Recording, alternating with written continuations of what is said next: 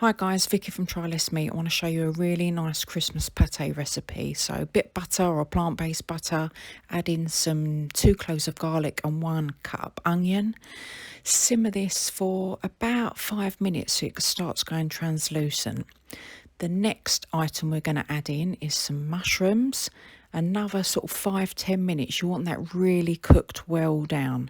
We're going to add in some herbs. I've added in some sage, some thyme and rosemary, but you can add in whatever you want, about 2 teaspoons combined, and then a whole tin of green lentils. We're going to mix that round, get all the flavour around. Now this little bit of lemon juice, I'm using bottled, is fine. Really brings out the flavour. Soy sauce or any kind of umami type, I've used liquid smoke, bit of salt and pepper, mix that round.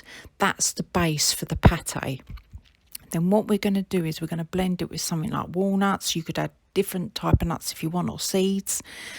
Blend them, mix them in, give them a really, really good mix, and then back into the blender to form some kind of soft pate.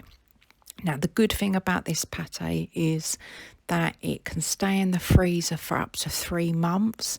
You can also keep it in the fridge for around 5 days. It's got quite a nutty sort of earthy flavour.